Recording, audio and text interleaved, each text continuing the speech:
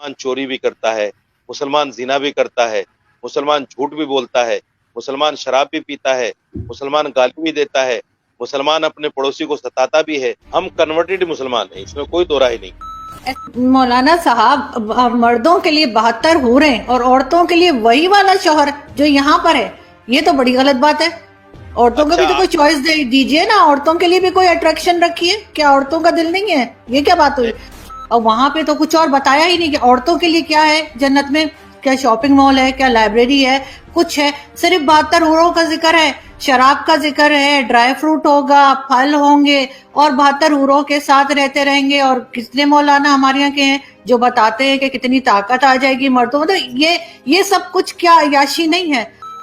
بہت سی میڈیسنز ایسی ہیں جو یہودیوں نے بنائی ہیں، بہت سے سائنس کے کام ایسے ہیں جو یہودیوں نے کیے. اتنے قابلیت کاش مسلمانوں میں ہوتی تو بڑی اچھی بات تھی. تو صرف ان کے ایک ریلیجن کے الگ ہونے سے اتنی نفرت کیوں میں؟ جب اسلام نہیں آیا تھا بر صغیر میں، یعنی ہندوستان، پاکستان، اس سارے علاقے میں، اس سے پہلے جتنے بھی لوگ تھے وہ سب ہندو تھے. کیا یہ بات صحیح ہے؟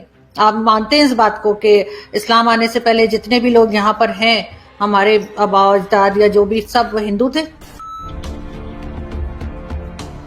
جیسے آپ بتا رہے ہیں کہ جو بھی نان مسلمز ہوں گے نا، وہ جنت میں جائیں گے، اور چاہے وہ جتنے مرضی اچھے انسان، اس سے کوئی فرق نہیں پڑتا، صرف مسلمان جائیں گے. تو جو درگاہیں ہیں، جو ہمارے یہاں کی جو ہوتے ہیں مزار ہوتے ہیں، اس پہ تو ہندو بھی بہت زیادہ جاتے ہیں. انڈیا میں تو اسپیشلی، پاکستان میں شاید اتنا نہ ہو رواج، کیونکہ ہم نے تو خیر مائنورٹی کو اتنا چھوڑا ہی نہیں ہے، تھوڑی سی رہ گئی ہے. لیکن یہ کہ انڈیا میں بہت زیادہ جاتے. تو آپ کے خیال سے اگر جو لوگ ہمارے ساتھ جنت میں داخل تک نہیں ہو سکتے، ان کے پیسے لینا، ان سے چادر لینا، ان سے سامان لینا، کیا یہ سب جائز ہے؟ بالکل ناجائز ہے. قبر پہ جانا، قبر پہ جا کر سجدہ کرنا، قبر پہ جا کر چپا چڑھانا، قبر پہ جا کر ہاتھ اٹھا کر دعا مانگنا، یہ ساری چیزیں ناجائز ہیں، حرام ہیں. جو لوگ مسلمان کرتے ہیں وہ بھی غلط کر رہے ہیں، اور جو غیر مسلموں سے اس طرح کا پیسہ لے رہے ہیں ناجائز دین کے نام پر، وہ بھی غلط ہے. جنت جو ہے 72 حوروں والی بات نہیں بتائی کہ وہ 72 حوروں کا جو بتایا گیا ہے مردوں کے لیے، وہ کیا ہے؟ کیا وہ عیاشی نہیں ہے؟ وہاں پہ اور تو کچھ نہیں بتایا کہ نہ شاپنگ مال ہے، نہ لائبریری ہے. عورتوں کے لیے کیا ہے؟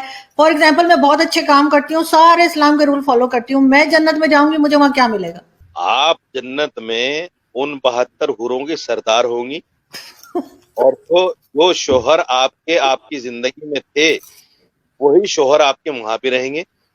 اگر آپ کے شوہر بھی اچھے کام کرتے ہوں گے، اگر دونوں آدمی جنت میں جائیں گے تو ظاہر بات ہے آپ ان حوروں کی سردار رہیں گی. اور دیکھیے، وہ عیاشی نہیں ہے. ایک چیز میں آپ کو بتا دوں، یہ پھر وہی بات آتی ہے جیسے میں نے جواب دیا کہ یہ دنیا کے اندر ان اچھے اعمال کی جزا ہے، ان اچھے اعمال کا سب. وہاں عیاشی کا تصور بھی نہیں کر سکتا آدمی. دیکھیے، وہاں جو ہے شہوت جیسے دنیا میں آدمی پوری کرتا ہے، وہاں شہوت کا وہ طریقہ نہیں ہوگا. نہ وہاں کوئی ناپاکی ہے، نہ وہاں کوئی اس طرح کی کوئی چیزیں ہے، نہ وہاں آدمی کا من اس طرف جائے گا. وہاں تو جنتی صرف ایک چیز کو سوچے گا کہ اللہ کا دیدار مجھے کب ہوگا، اللہ کا دیدار نہیں مجھے کب ہوگا. مولانا صاحب، مردوں کے لیے 72 حوریں اور عورتوں کے لیے وہی والا شوہر جو یہاں پر ہے، یہ تو بڑی غلط بات ہے. عورتوں کو بھی تو کوئی چوائس دیجئے نا، عورتوں کے لیے بھی کوئی اٹریکشن رکھیے. کیا عورتوں کا دل نہیں ہے؟ یہ کیا بات ہوئی؟ عورتوں کے لیے وہی شوہر، اگر شوہر کے ساتھ نہ بنتی ہو، بے شک بہت نیک ہو، لیکن اس دنیا میں شوہر نہ پسند ہو، کسی طریقے سے اس کے ساتھ جو ہے گزارا کر لیا، وہاں جا کے پھر وہی گلے پڑ جائے گا. یہ تو عجیب سی بات ہے. اور آپ لوگ 72 حوریں لے کے گھومیں گے. اور ہمارے یہاں تو مولوی بہت کہانیاں بتاتے ہیں 72 حوروں کی، کہ کس طرح کی ہوں گی، ایسی حسین ہوں گی، ایسی ہوں گی. تو مطلب یہ تو بڑی ناانصافی ہے. دیکھیے، یہ سوال مجھ سے نہیں بنتا، یہ سوال مجھ سے نہیں بنتا. یہ سوال آپ اللہ سے کیجئے جس نے جنت میں مسلمان کے لیے یہ چیزیں رکھی ہیں. یہ سوال اللہ سے بنتا ہے، کیونکہ نعوذ باللہ میں تو دین کا خالق نہیں ہوں. میں تو قرآن، اللہ نعوذ باللہ، میں نے قرآن نازل نہیں کیا.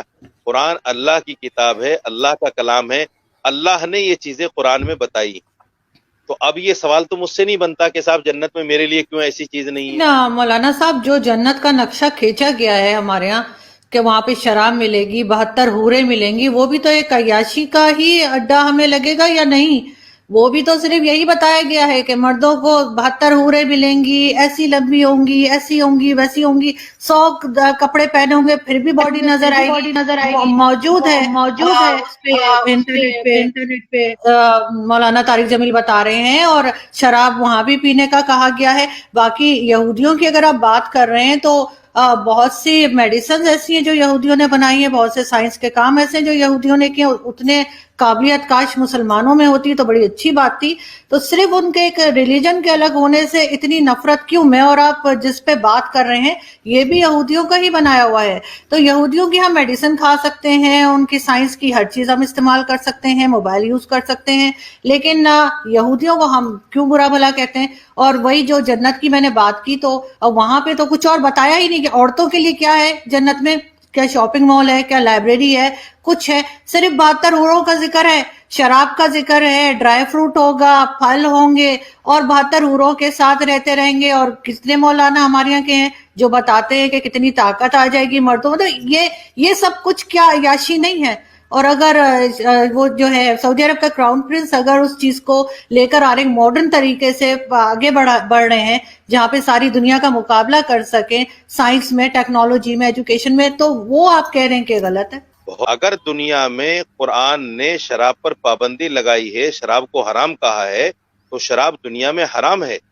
اور اگر قرآن یہ کہتا ہے کہ جنت میں جانے کے بعد انسان کو شراب طہور کہا ہے، اس کو شراب طہور کا مطلب پاک پانی، حرام پانی نہیں، ناپاک پانی نہیں، ایسا پانی نہیں جس سے آدمی بہک جائے، ایسا پانی نہیں جس سے نشے میں آ جائے، ایسا پانی نہیں جس سے پھر آدمی عیاشی کرے، شرابن طہورا کہا ہے قرآن۔ تو شرابن طہورا اگر اللہ جنت میں جنتیوں کو دے گا تو اس پر میں سمجھتا ہوں اس پر تو اعتراض نہیں ہونا چاہیے، کیونکہ دین تو اللہ کی ماننے کا نام ہے۔ جب ہم نے دنیا میں اللہ کی بات کو مانا ہے، اللہ چاہی زندگی گزاری ہے، قرآن چاہی زندگی گزاری ہے، اور جنت میں جا کر اگر ہمیں اللہ اس کا بدل دے رہا ہے، اس کا ثواب دے رہا ہے، اس کی جزا دے رہا ہے، تو اس پر تو اعتراض نہیں ہونا چاہیے مسلمان کو۔ غیر مسلم اگر اس طرح کی بات کہے کہ ایسا کیوں ہے، تو اس کا جواب تو سمجھ میں آتا ہے، اعتراض تو سمجھ میں آتا ہے، لیکن ایک مسلمان یہ کہے کہ ایسا کیوں اور دنیا میں ایسا کیوں نہیں، تو میں سمجھتا ہوں کہ پھر میں ایک بات کہوں گا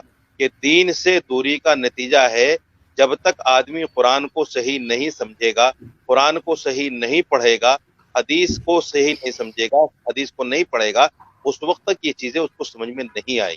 دوسری بات، محمد بن سلمان نے دنیا میں شراب کو جائز قرار دیا ہے، قرآن کہتا ہے شراب ناجائز ہے، قرآن کہتا ہے جوا ناجائز ہے، اور محمد بن سلمان دنیا میں کہتا ہے کہ جوا جائز ہے۔ تو آپ مجھے بتائیے قرآن کی مخالفت کون سا؟ قرآن میں کہاں جائز ہے شراب؟ قرآن میں کہاں جائز ہے جوا؟ قرآن میں کہاں جائز ہے طوائف کے ساتھ جو ہے اس کا مجرا دے، اس کے ناچ گانے دیکھنا کہاں جائز ہے؟ مجھے بتا دیجئے قرآن میں کہاں جائز ہے کہ عورتیں جو ہے برقع چھوڑ کر جو ہے ایسے ہی کھلم کھلا پھرتے ہیں؟ دوسری بات، آپ نے یہودی کے بارے میں کہا کہ صاحب ٹیکنالوجی تو آپ استعمال کر رہے ہیں لیکن ان کو برا مانتے ہیں۔ میں یہودی کو بحیثیت ریلیجس برا نہیں مانتا، میں یہودی کو اس لیے برا مانتا ہوں چونکہ ان کی جتنی پالیسیز ہیں وہ سب اسلام اور مسلمان کے خلاف۔ سپوز کیجیے میں ایک بہت بڑی بات آپ سے کہنے جا رہا ہوں آپ کے چینل پہ، آپ نے 9/11 کا نام سنا ہوگا، بڑا مشہور واقعہ ہے۔ 9/11 یہودیوں کی دین تھی اسلام اور مسلمان کو بدنام کرنے کی۔ 9/11 کو سچا واقعہ نہیں ہے۔ کیونکہ کہ آپ کے خیال سے بہت سے دوست ہمارے ہندوستانی دوست ہمیں کہتے ہیں کہ جی جب اسلام نہیں آیا تھا بر صغیر میں، یعنی ہندوستان پاکستان اس سارے علاقے میں، اس سے پہلے جتنے بھی لوگ تھے وہ سب ہندو تھے۔ کیا یہ بات صحیح ہے؟ آپ مانتے ہیں اس بات کو کہ اسلام آنے سے پہلے جتنے بھی لوگ یہاں پر ہیں، ہمارے آباء و اجداد یا جو بھی، سب ہندو تھے؟ نہیں، دیکھیے ہم کنورٹڈ مسلمان ہیں، اس میں کوئی دو رائے نہیں۔ ہم جو ہے ہندوستان پاکستان کے جو لوگ ہیں وہ کنورٹڈ مسلمان ہیں۔ یہاں جو لوگ عرب لوگ آئے تھے جنہوں نے ہندوستان پاکستان متحدہ ہندوستان کو فتح کیا تھا، وہ لوگ آئے اور واپس چلے گئے، انہوں نے یہاں آبادی تو کی نہیں، لیکن ان کی وجہ سے جو لوگ مسلمان ہوئے وہ ہم کنورٹڈ مسلمان ہیں۔ ہم یہ نہیں کہہ سکتے کہ ہمارے آباء و اجداد یا ہمارا شجرہ جو ہے نبی پاک صلی اللہ علیہ وسلم سے ملتا ہے یا کسی صحابی سے ملتا ہے۔ اگر کچھ لوگوں کے پاس شجرے ہیں تو وہ اتھینٹک بھی ہو سکتے ہیں، غیر اتھینٹک بھی ہو سکتے ہیں، لیکن اس میں کوئی دو رائے نہیں ہے کہ ہندوستان پاکستان کے جو مسلمان ہیں وہ کنورٹڈ مسلمان ہیں، مگر اس کا مطلب یہ بھی نہیں ہے کہ جو کنورٹڈ مسلمان ہیں وہ پکے مسلمان نہیں. مسلمان جب آدمی ایمان لے آیا اللہ پر، قرآن پر، اس کے رسولوں پر، فرشتوں پر، یوم آخرت پر، پھر وہ پکا مسلمان ہے. ان کے والد چاہے جو بھی تھے، جیسے صحابہ کرام جب نبی پاک صلی اللہ علیہ وسلم کے زمانے میں جب صحابہ کرام ایمان لائے تو ان کے والدین غیر مسلم تھے، لیکن صحابہ کرام مسلمان تھے، ایمان والے تھے. تو یہ تو نہیں کہا جا سکتا کہ اگر ماں باپ غیر مسلم ہے تو پھر اولاد مسلمان نہیں ہو سکتی. تو ہم بھی مگر وہ اسلام تو تلوار کے زور پر آیا تھا نا. کسی کی بھی گردن پہ تلوار رکھ دیں گے تو وہ اپنے آپ ہی کلمہ پڑھ دے گا.